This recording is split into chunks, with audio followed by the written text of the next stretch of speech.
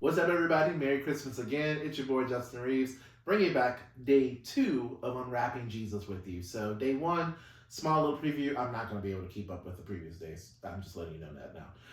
But day 1, we talked about John chapter 1 and how Jesus was the Word that was in the beginning and he was eternal. He also was the light that shine through all the darkness, and the darkness did not overtake him whatsoever. But day 2, I want to jump to a scripture that some people might know or may not, but I think it's really important when we're talking about Jesus, because Jesus is the image of the invisible God. When we see Jesus, we see God. And I don't think a lot of times we think about that, right? I think a lot of times we think about them as, two totally separate people, right? But they are the same, different expressions of the same God. But before Jesus arrived, no man could see God. If you think about the Old Testament, you think about all of the prophets and all of the people who would get a word from God or see a burning bush or have to go through this temple and go through all of these rituals and all of these requirements of purifying yourself, putting blood in the right places, putting on the right garments, doing this, not touching the Ark of the Covenant or you're dying. Like, so many requirements, so many qualifications to be able to get close to God, but never to actually see God, to never be able to touch God. So much so that Moses, who was extremely close to God and in my opinion, one of the best prophets, if there's a ranking system, one of the best prophets in the Old Testament, never got to see God. When he did see God's backside, when God hid him in the cleft of the rock of Mount Sinai, I believe, and he walked by it, and he covered him like with his hand and made sure that all he could see was his backside. The glory of God was so strong that when Moses came down the mountain, his face was glowing. His eye, like, basically, he was just glowing. So it was dangerous for men to see God. Why? Because God cannot exist where sin is. Why do we have sin? We'll get to that on day 3. But a little spoiler alert: Adam and Eve. And so Jesus reveals God. Jesus is a way for us to see God walking and talking and eating and fellowshipping and being with us in ways that the Old Testament prophets and the Old Testament priests could never have imagined. Well, could have imagined, but never could have experienced, because there was no Jesus yet. Jesus had not descended. Jesus was alive, because we learned John chapter 1. In the beginning was the Word, so he's been there from the beginning. But his physical form was not established until the person of Jesus came to the earth, right?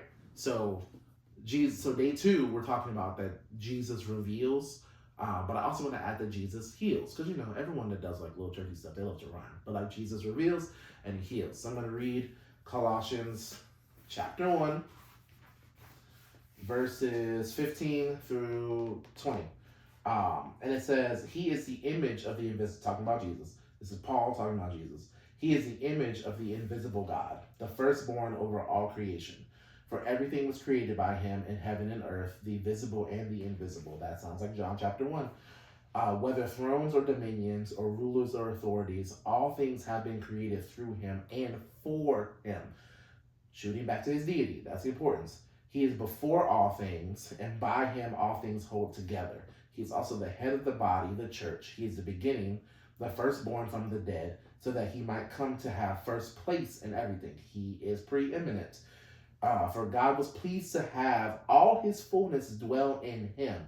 For God was pleased to have all of God's fullness dwell in Jesus, and through him, Jesus, to reconcile everything to himself, God. When you're reading, there's a lot of pronouns, right?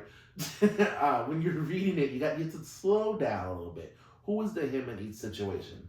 And through him to reconcile everything to himself, whether things on earth or things in heaven, by making peace through his blood, Jesus, shed on the cross. So I'm going to read that again without the pronouns.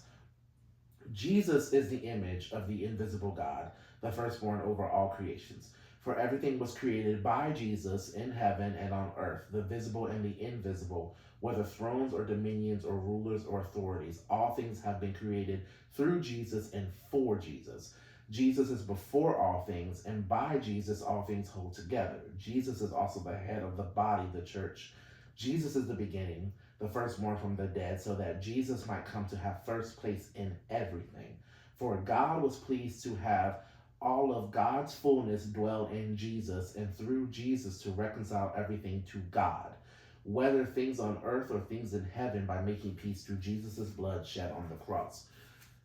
Because of Jesus coming, we're able to see God. It's really that simple, right?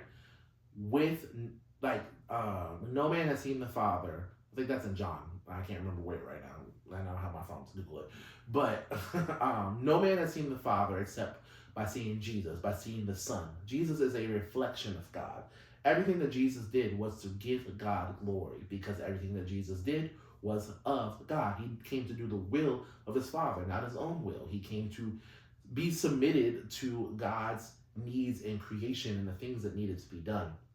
And through Jesus' submission, through Jesus' works, through Jesus' revelation of who God was, he was able to heal us back to God, our original intent. Again, we're going to go through that in day 3 of why we needed this in the first place. But the fact of the matter is, through Jesus, we're able to be reconciled back to the Father. So now, if those Old Testament prophets had come after Jesus, use your imagination, because there would really be no purpose for them to come after Jesus, because the prophets were prophesying of Jesus. That's important, not just cars and lands and money. But anyway,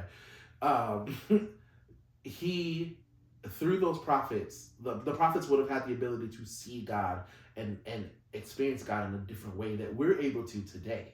We're able to feel God's presence not just in a temple or a tabernacle in the Holy of Holies, right? Because of Jesus's reconciliation, we're able to experience God anywhere that we are, and that's a good gift. So that's the end of day 2 of Unwrapping Jesus. Come back for day 3 to learn a little bit more about why we needed Jesus in the first place. So that's it.